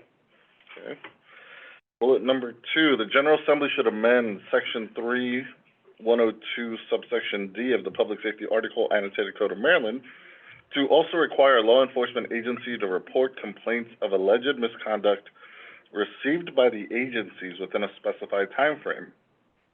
More specifically, the state law should mandate that a local law enforcement agency report such complaints within 3 days. This change will ensure uniformity in information sharing and further improve accountability and oversight of law enforcement agencies. Support. Support? Thumbs up, everybody, okay? All right. Bullet number 3. The General Assembly should amend Section 3201, subsection F of the Public Safety Article Annotated Code of Maryland to more clearly define police officer, to include a police chief and command staff if the individual is acting in the role of a police officer during the alleged incident. In addition, the law should be amended to allow the official who appoints the chief to decide consequences based on a disciplinary matrix. This recommendation is necessary to ensure that all law enforcement officers in an agency are held to the same accountability.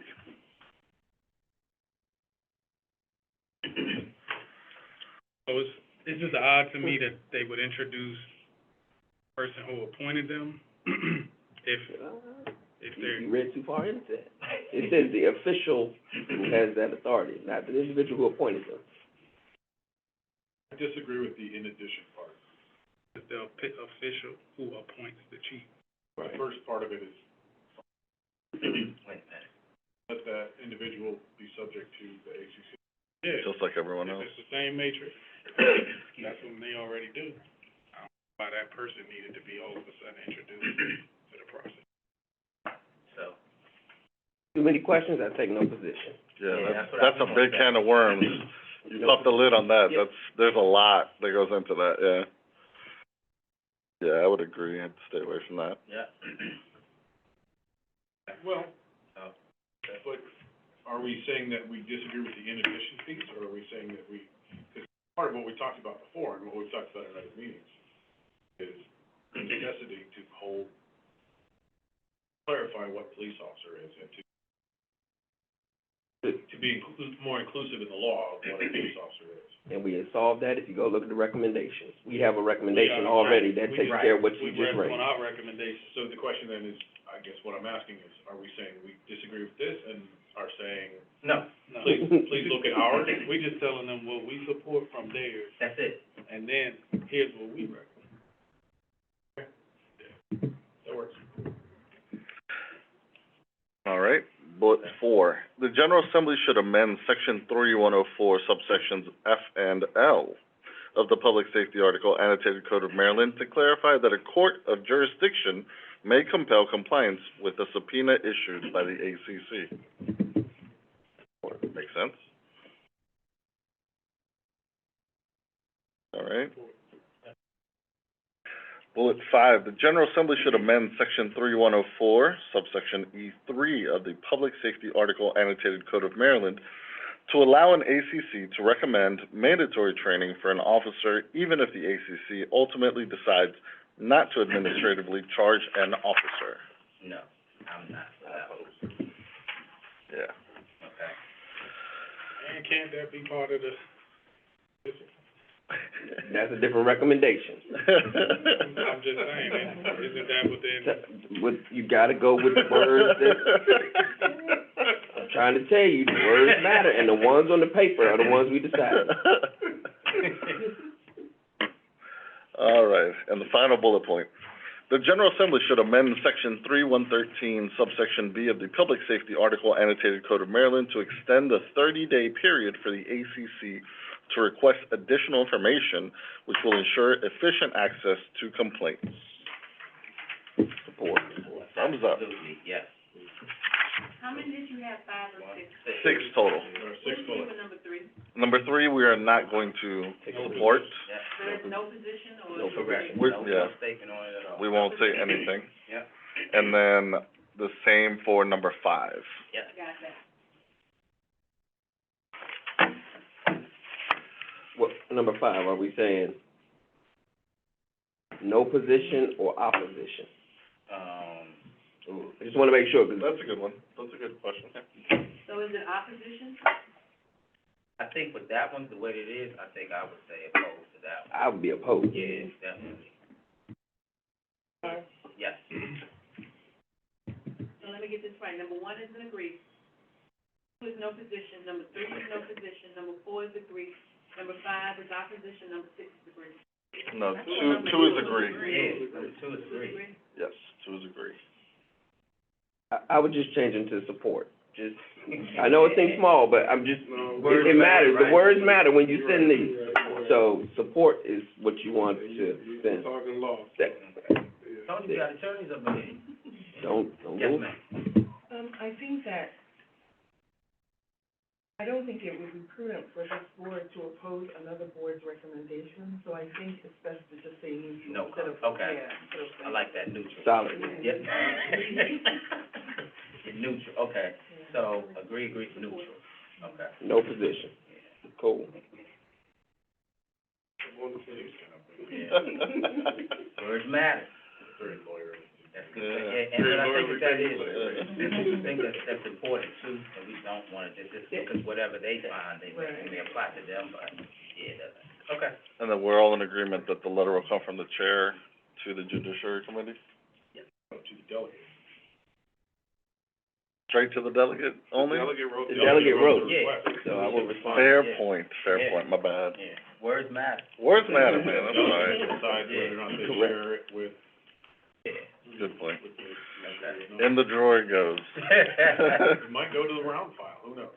Not that far. If we're lucky. Is someone in the board drafting this letter, or do you want staff to draft? We have a brand new, person who's here, who says neutral. You can draft it, if that would be okay. That about it.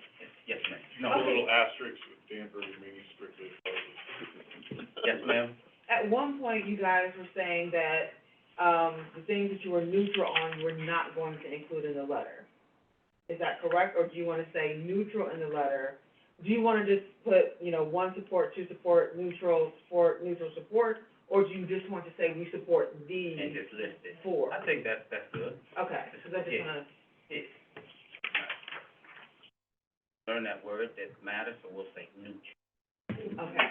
With that also being said, because I'm capturing this for the minutes, in the minutes, do we put what you guys reflected, the neutral part? But the letter is gonna say Yeah, I what you think support. that should be in the minutes, yeah. I think that's, Absolutely, it's part of the discussion. that'll give them a full picture. Yep. Thank you. And that was it, so, does anybody else have anything else? Yes, sir. Well, just one thing from earlier, just wanna make it clear, I personally wrote an email referencing the, attendees, and it was not a question whether in regards to registering. I agree with registering, we have that for public comment.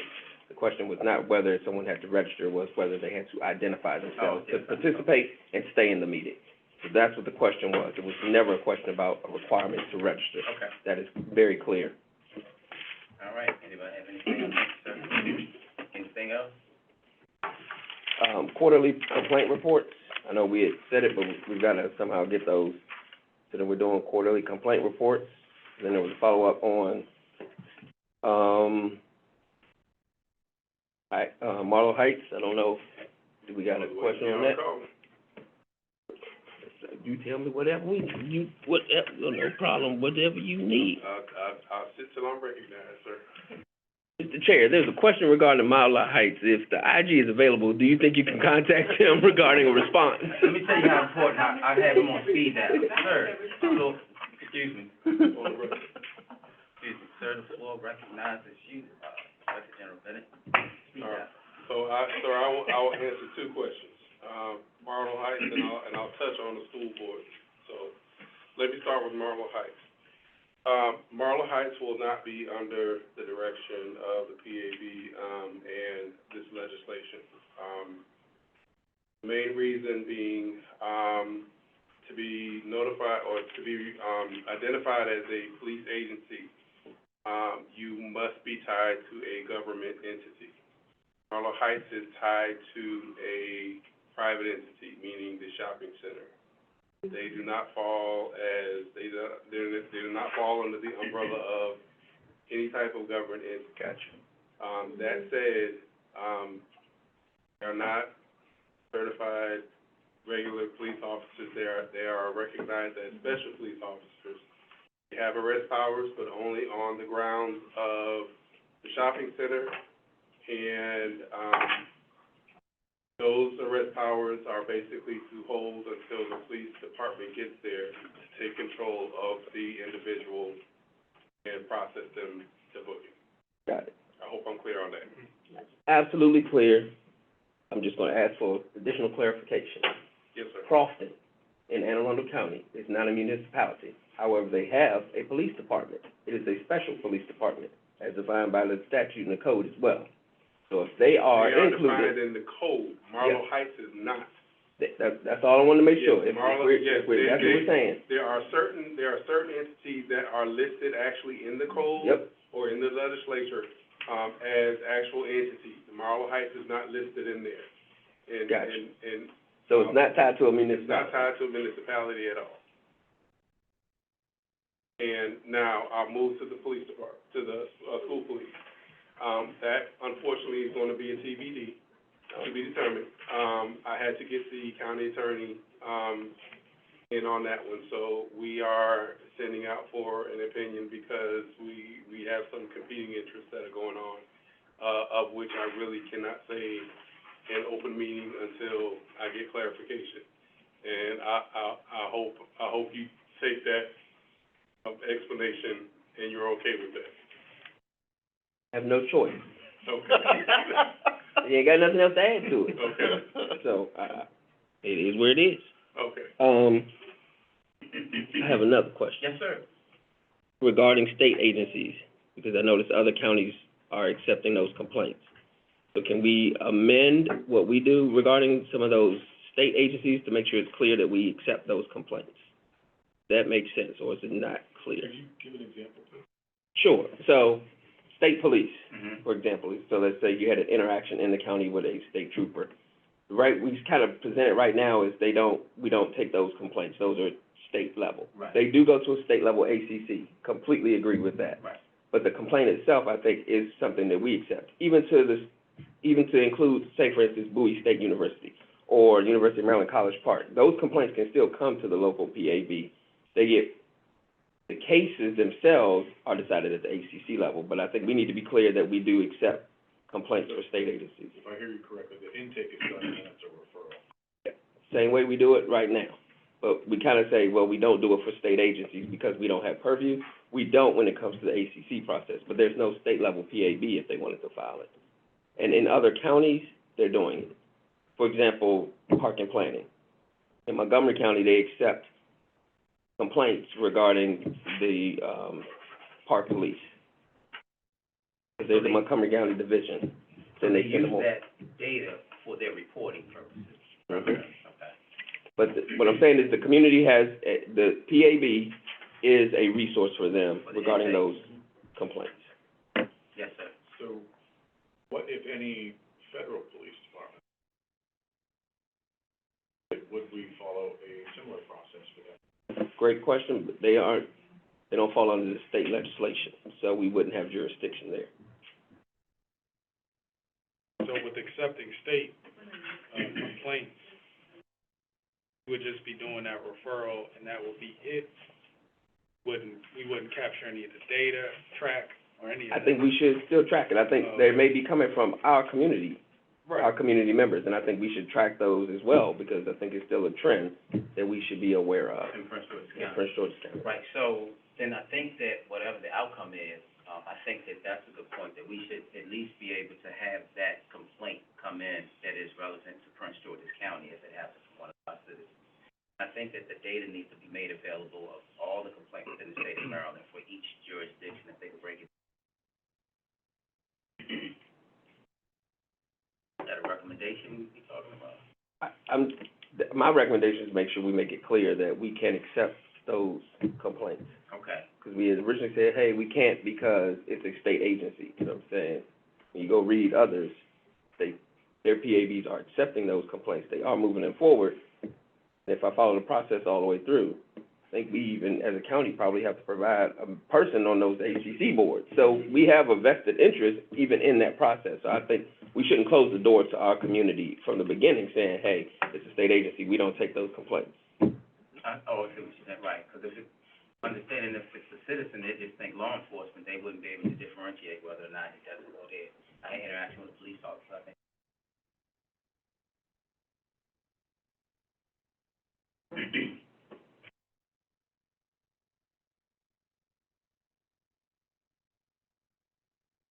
Is there a directive there somewhere? Yes. It's a motion. I gotta couch this very succinctly.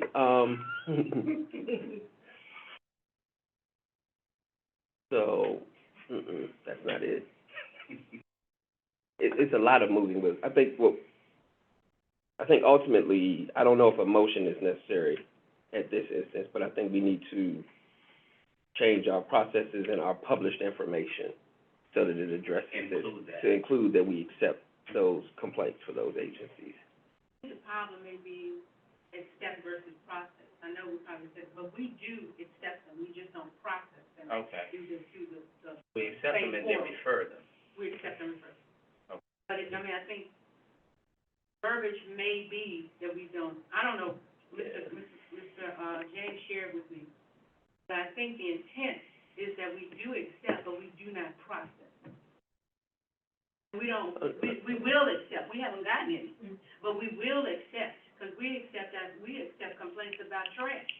Part of it is education on all fronts. Right, right.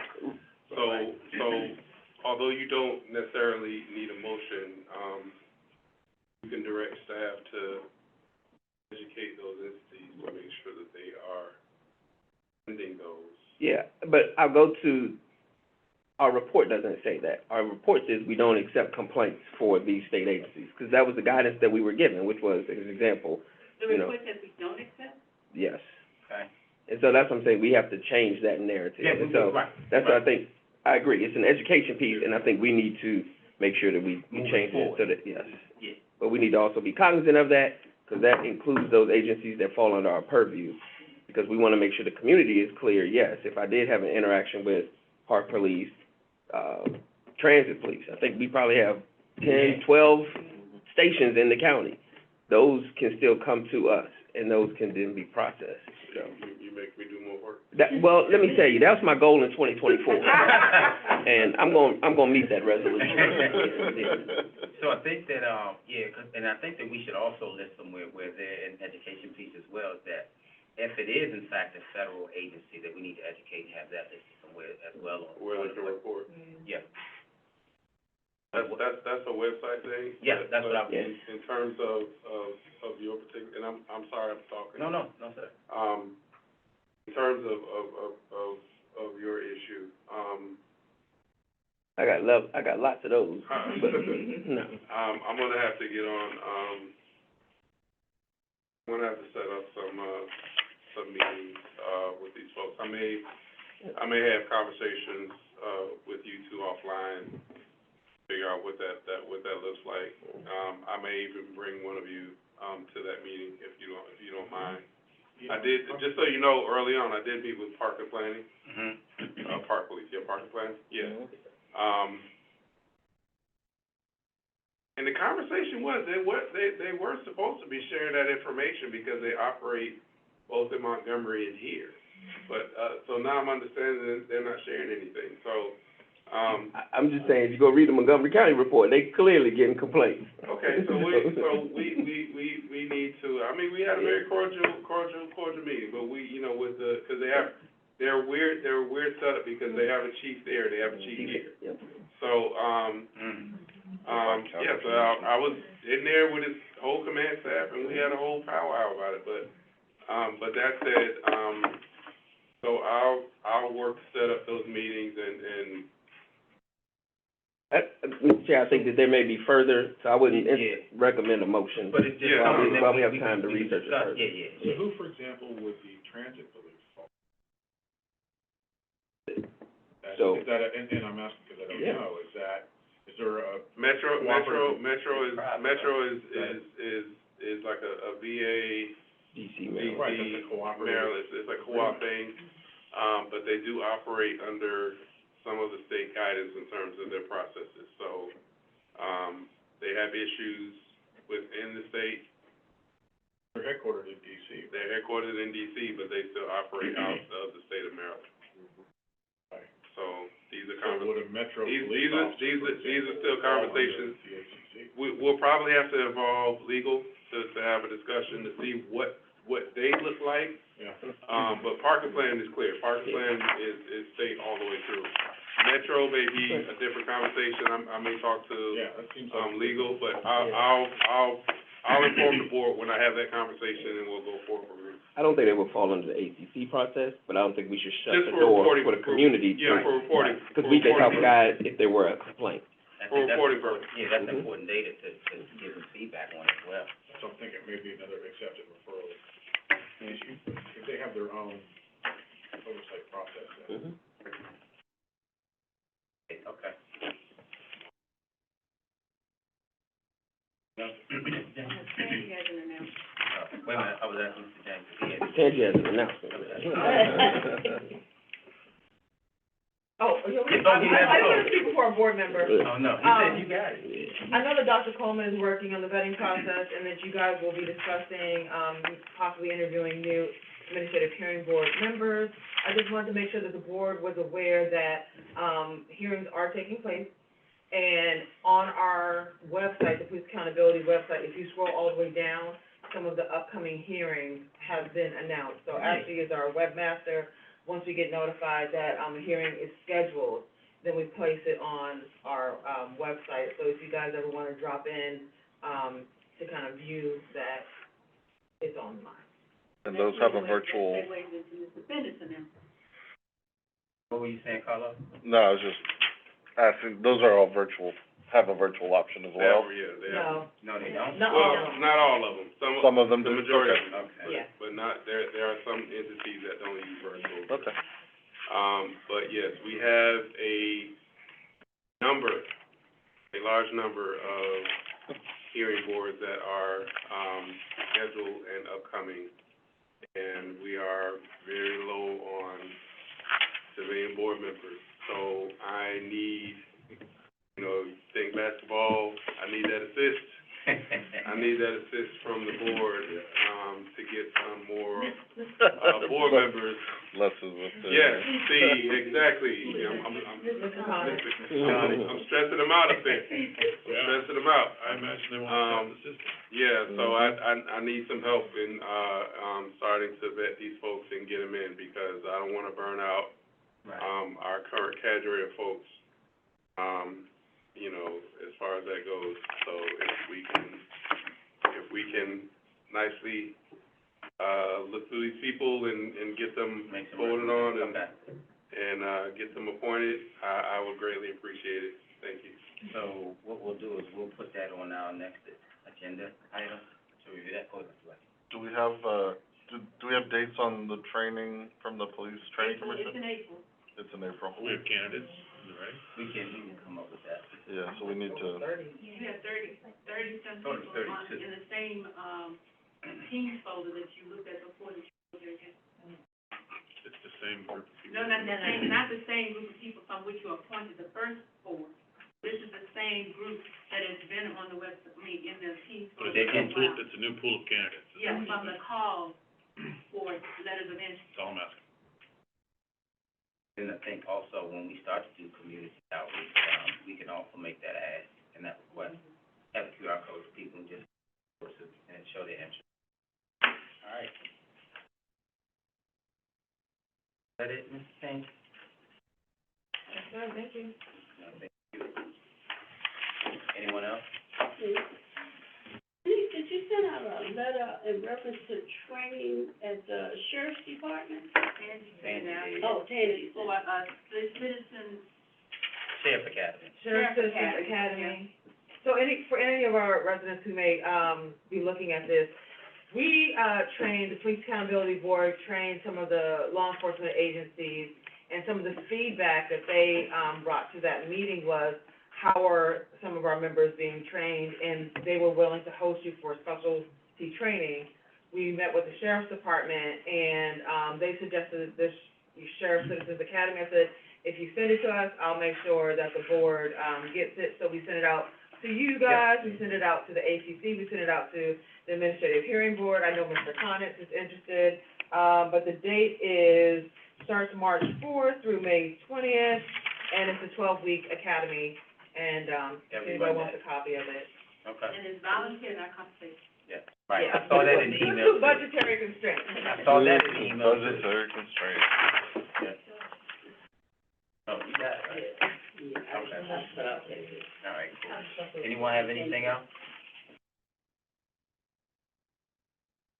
Is this your favorite part of the meeting, you think? No? Okay. No? All right, he did. No, I'm saying. You were saying, Oh, yeah, you're right. It's her call. So, okay. So, Ms. Ridley did the honor to make a motion to adjourn. Is there a second? Second. I was going to say, We want by Mrs. Ridley to adjourn, seconded by Mr. Melton. All in favor to adjourn, say aye. Aye. Any opposed? Any abstaining? Okay, cool. Meeting is adjourned at 8:39. Thank you, everyone, for attending virtually.